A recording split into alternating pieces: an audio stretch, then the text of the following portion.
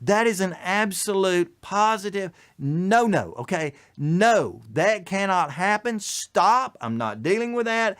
Get him out of here or I'm leaving myself. That's the position that I would be in if I were there. Hit the subscribe button and click the bell notification to become part of the Transplant Helper community. Hey folks, welcome to Transplant Helper again today. My name is Jim Merle, and this is going to be kind of a rant today. Call it going off, call it, blowing off steam, whatever.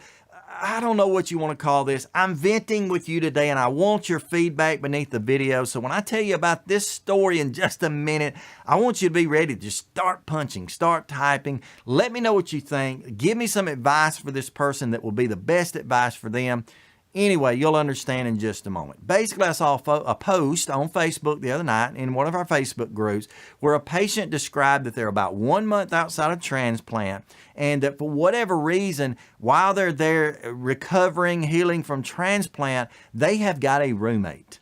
And I mean by that, instead of being in a completely private, isolated type room, the perfect kind of room that we need to be in, being that we're 1 month post-transplant and extremely immunosuppressed, basically have no immune system to fight off anything, they have now, because the hospital is full and needed the beds, brought a dude in here next to this patient who's coughing his head off. And he's not sure what's wrong with him. As we say in the South, I assume he's about to cough up a lung. And so has he got tuberculosis? Has he got whooping cough? Does he have a viral infection, a bacterial infection? What's going on? No idea, but nonetheless, the guy next to him in the bed, I'm talking through a curtain probably feet away from him, is coughing his head off. And here you are laying in the bed, immunosuppressed, fresh out of transplant, trying to get used to all this stuff, and somebody next to you is sick. That is an absolute positive no, okay? No, that cannot happen. Stop. I'm not dealing with that. Get him out of here or I'm leaving myself. That's the position that I would be in if I were there. But it's happened. What is this person supposed to do? Should they raise Cain? Should they complain? Should they file a claim? What should they do? I think all of the above that I just stated is necessary. You cannot be beside someone in any room, let alone a hospital room, but in any room who is sick, who's dealing with anything, save maybe organ failure, save maybe a recovery like yours. And I want to add this, if your transplant center does not have fully private rooms set aside for you as a transplant patient, maybe you're in intensive care unit type situations. For us, it's HCICU or CCU, cardiac care intensive care. If they don't have completely private rooms for you, you got to get out of there. You got to tuck tail and run or something. And they went on to add in this post a little bit later, I don't know if this was in the comments or whatever, that the doctor wasn't in and wasn't going to be back till Monday to make a call on this. What do you do? Some were suggesting get up and go to the nurse's station. Set out the nurse's station, don't stay there. Good advice. Some were suggesting, well, get a hold of the charge nurse and let them know what's going on and tell them this is a no-go. You can't stay there. Great advice.